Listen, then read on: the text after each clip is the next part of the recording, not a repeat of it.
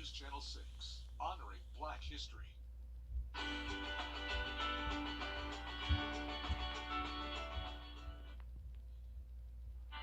Good Sunday morning. We have a large batch of rain approaching the CSRA, so expected to be a cloudy, rainy, and also a much cooler Sunday. More details on your forecast and a look at your future cast coming right up.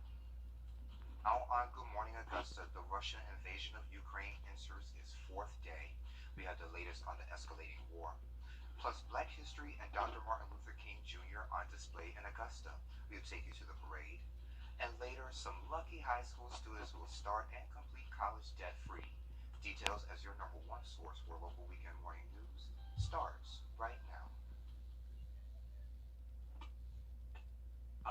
You can count on begins with the crisis in Ukraine. Russia. Back here at home, we're working to learn the identity of the victim killed in a crash in Allendale County.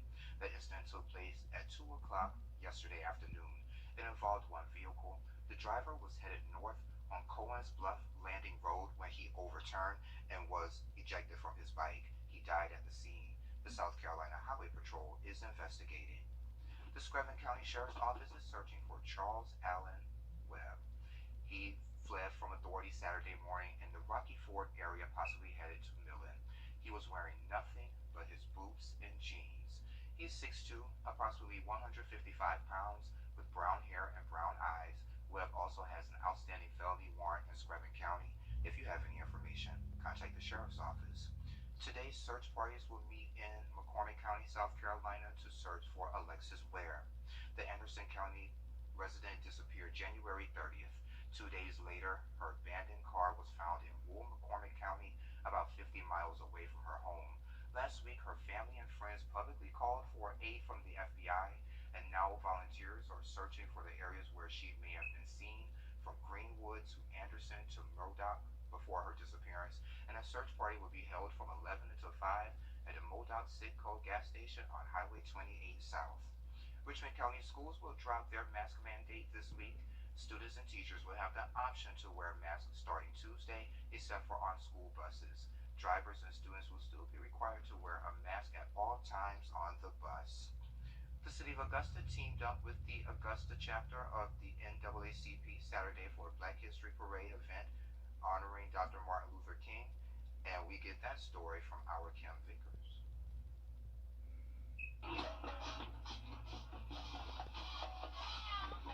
Hundreds of people turned out on a warm, sunny day to watch a parade. The Black History Month parade was originally the Martin Luther King Jr. Day Parade. It was supposed to be held in January, but because of the spike in COVID cases caused by the Omicron variant, organizers decided to postpone.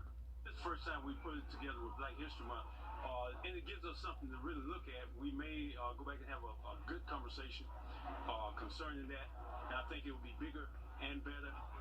So, and we've been doing this for quite a while, probably over 25 years. Reverend Melvin Ivy said Saturday was a beautiful day for a parade and that moving it to February is something to think about. He says the parade has around 100 entries and takes around 4 months to plan. He credits Ingrid Carter for all of her hard work putting the parade together. Today is just a climax of a lot of hard work of her and her team. So I take my hat off to them. I don't claim any success in that. I just tell her, okay, keep me informed, and anything I can do to help, any phone calls I can make, any buttons I can push, we're more than glad to help do that. Reverend Ivy says the parade is important because it reminds people that Dr. King was willing to give his life for what he believed in. In Augusta, Kim Vickers, WJBF, News Channel 6. You will have a chance to learn more about Black history today. The Black History Month Back to Our Roots is happening in Pendleton King Park.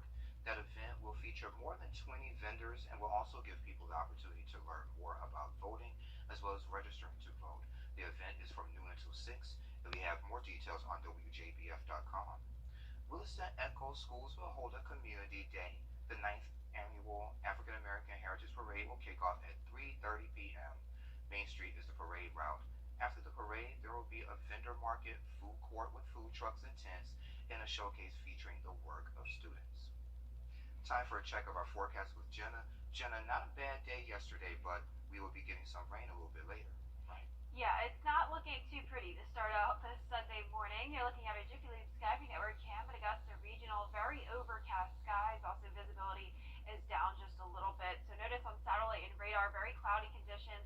also this batch of light showers moving into our northern counties now. A few of those spots starting to see some of that drizzle and light rain. Hasn't quite made it to the Augusta area yet, but this will continue to move further towards the central parts of our area by the afternoon and continue to move southward by the evening. So notice a pretty large area of rain, also some mixed winter precipitation up near North Carolina along the border of Tennessee, and some areas of heavier rain embedded in that as well. So it will really just be an overcast and on and off rainy day with temperatures staying on the cool side. We're in the 50s right now, and that really won't change much throughout the day. We'll make it to around the 60-degree mark in Augusta, upper 60s in our southern counties that don't receive as much rain, but for the most part, definitely a below average day. Notice visibility is down to 4 miles now at Bushfield. Also, we have a different wind direction depending on where you are. You can see a northeasterly wind for our northern counties, southeasterly wind for our southern counties, all around 5 to 10 miles per hour. So for your afternoon show forecast, definitely grab an umbrella. Clouds will be out in the sky all day long with temperatures staying cool and that rain all day long. Coming up, I'll have a look at your futurecast. But for now, back to you, Sean. Thank you. If you live in New Ellington, we have a board. The Augusta Sports Council and Augusta University held the 14th annual half marathon 10K 5K race yesterday. It was back in person after being held virtually in 2021 because of the pandemic. Here's our Kim Vickers again. Virtual races gained popularity over the last 2 years when in-person events were canceled. Now that we're seeing things go back to normal, the Augusta Sports Council thought it was time to bring the race back to an in-person event. We haven't had an in-person race in a while, so it's very surreal. It's very like pinch ourselves, like, is this really happening? So we're just ready. We're just excited to be back to doing what we love to do. Michelle Naval is the CEO of the Augusta Sports Council. She says that while she's glad people could still be involved in racing virtually, there's nothing like an in-person event. The energy's completely different, you know? I mean, I think last year people were wanting to do something, but you just didn't have the closeness, the connectivity. This is Michelle Rollins' 4th year running the Augusta University 5K. She says she started after having weight loss surgery in 2017. Her support group decided to run it together as another way to continue their health journey. Rollins says she still can't believe she's able to run races like this one, and that the first race was tough. And I run because I have a bad ankle. I was never supposed to be able to walk.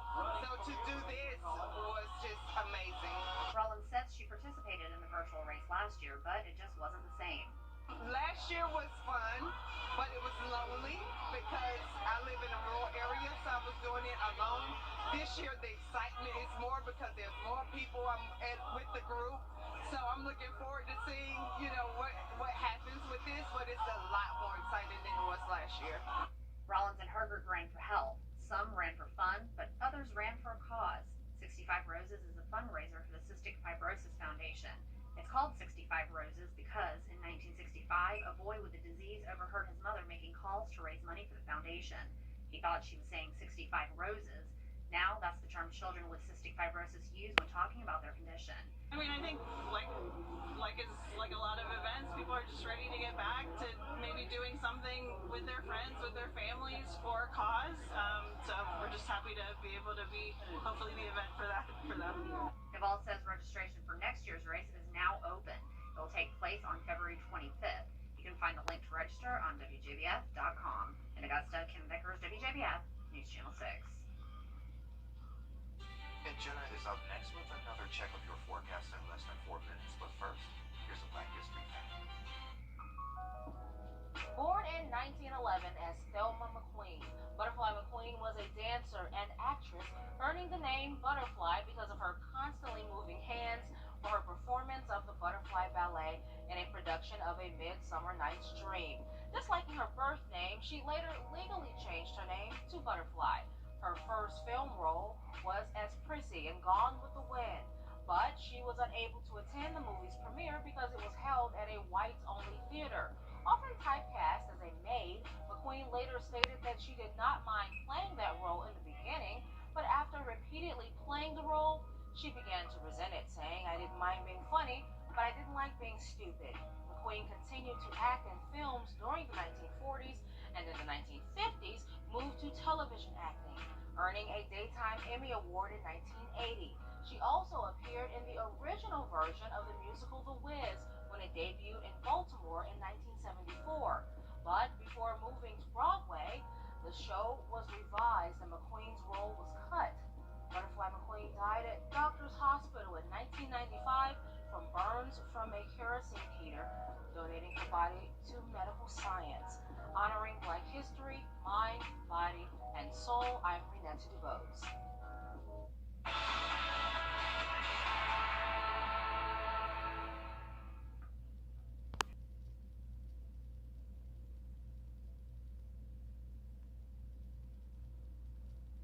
Good Sunday morning. Starting out with a look at Live Viper 6. You can see some light showers moving into our northern counties now. Wilkes County, Lincoln, and McCormick County getting a little bit of that rain, even into Saluda County as well. Mostly light, just a few pockets of some moderate rainfall, but for the most part, it will be just that light rain throughout the day. Jiffy Lube Skype Network cam in downtown Augusta showing very overcast skies. Not raining here yet, though. Temperatures are in the 50s, and we actually won't make it much higher than that today, mostly staying in those 50s to 60s. East-southeast wind of 6 miles per hour now, and visibility is down to 4 miles. Now looking at satellite and radar, you can see those clouds moving in ahead of this line of showers. And looking at the two-state view, this is actually a pretty large batch of rain. Notice some winter precipitation also mixed in with it along the border of Tennessee and North Carolina. But for us, we'll just be getting this light drizzle and rain throughout the day, accompanied by those very overcast skies. Now around the CSRA, we're all in the 50s, only 49 in Edgefield though, 51 in Sparta and Gibson, 56 in Waynesboro. So looking at your day planner, just those clouds throughout the day, temperatures staying around those mid to upper 50s and showers on and off as well. So let's go through our futurecast hour by hour. 8 a.m. today, you can see it looks like we've already had some of that rain make it to our northern counties, but it will continue to move further towards the central areas by the afternoon.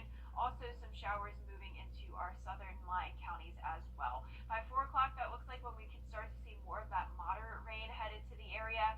And then this starts to break apart by the 6 o'clock hour and onward. So overall, this will definitely not be dumping a lot of heavy rain across the area, but it will be those light showers on and off throughout the day. So definitely keep an umbrella handy if you're going to be headed out the door. And overall rainfall totals not looking too impressive, mostly a tenth to a quarter of an inch. Looks like McCormick and Saluda could be around that half-inch mark. Now for the rest of the week though, mostly dry conditions. We aren't seeing any other chances of rain, but we are seeing warming temperatures. We'll be going back into the 70s, believe it or not, even 80 degrees by next Saturday. So well above our average high of 66. So the first week of March is looking very, very warm across the southeast, above average temperatures expected from the week of March 5th through March 9th. So definitely going to be feeling like spring in the near future. Highs today going to be in those low 50s for our northern counties where they get the majority of that rain. Slightly warmer to the south and more so in those mid 60s, but overall a below average day for the majority of the area. Lows tonight going to be in the low 40s for the most part, and that rain will stop around 11 p.m., leaving us with just mostly cloudy skies overnight. And for your 10-day forecast, sunshine returns tomorrow and temperatures will continue to warm up each day, making it to 75 degrees on Wednesday with a lot of sunshine and no rain in the forecast until next week. And you still have 80 and 83 for the weekend. Yep, it's not freezing, Sean. You need to work that out, Jenna. I'll talk about it. I'll talk with the 10-day when I get back. Sounds good. Coming up, it was a dream come true for some lucky Chicago students. We'll take you there. That's next. Webster. Hey there, welcome back. It's time to take a look at what's trending. Dramatic dashcam video of a crash involving a motorist whose brakes failed on a Texas highway last week. Police said the driver told them that the brakes on the car stopped working and they had no way to slow the car down. Eventually, a police car moved in front of the car to try to use its brakes to slow the car down, but the driver hit the police car and then another car before crashing. But guess what? Amazingly, the driver suffered only minor injuries. Wow, that's surprising. That's scary stuff. Oh my gosh. Everything on the highway is scary, Jenna. That's true, but wow. I cannot imagine. I feel like I would just try to hop out of the car. Yeah. And hope for the best.